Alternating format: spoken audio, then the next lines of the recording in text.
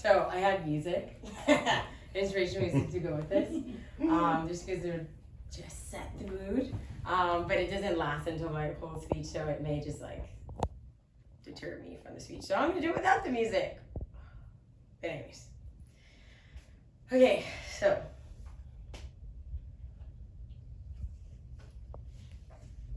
Imagine the youngest in society, your children, your students. Imagine what they're doing. Imagine how they're feeling. Are they happy? Are they hopeful? Are they creative? Are they dreaming? Let's take it a step further. Imagine what they're lacking. Imagine what they are fighting for on a daily basis. Is it for food? Is it for shelter? Is it for family? Is it for a supportive person in their corner? Or just imagine if what they're lacking or fighting for is a dream. A dream to be seen. A dream to be heard. A dream to be great. Now I turn to you and I ask you, as their mothers, their fathers, their mentors, their community leaders, how does that make you feel? Do you want to see your children and the children in your community to dream to be great? It's our turn to join forces with our young people to guide them to greatness, to guide them to be all who God has created them to be. Can you imagine that? Well, I am Beijing Rodgers from the beautiful island nation of the Bahamas. I serve my country as a humanitarian, a life coach, a youth activist, and adventure guru. At 4 years young, I joined the workforce, and my first job was passing out crayons to some of the most poorest and marginalized Haitian youth in the Dominican Republic. It was in this moment when I understood the meaning of lacking something, the meaning of poverty. And this realization negatively shriveled in my bones, made me feel sick, and made me want to switch places with them just so these children can receive a life of comfort, dignity, and hope.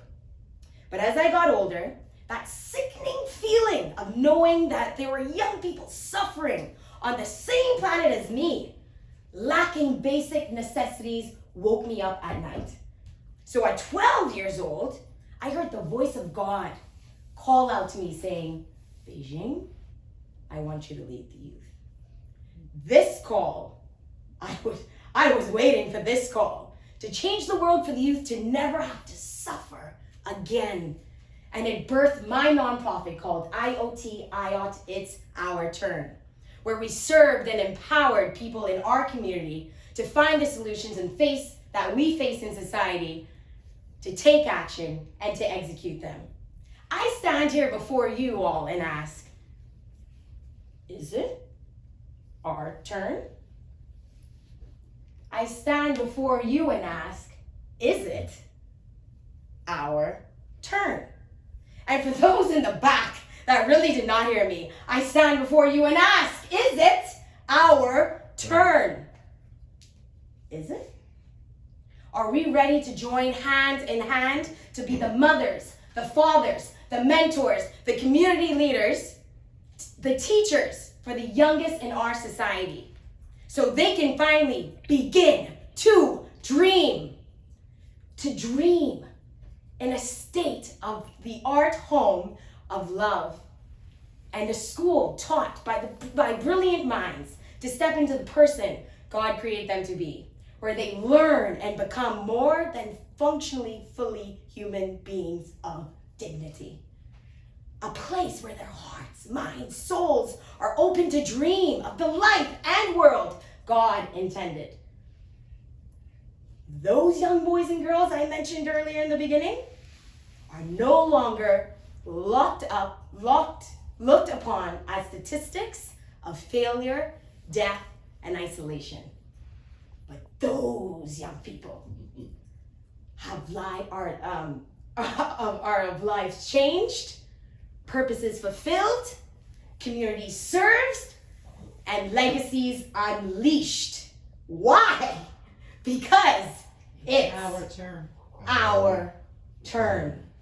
And ladies and gentlemen, it's our turn to step into the woman and man God has created us to be. Because if we don't, we would have massacred the dreams of an entire generation. And as Hillel the elder states, if not now, when? If not who? You? Who? And I say, you can't spell the word our without the letter U. So the only thing missing is you. Hey, more people.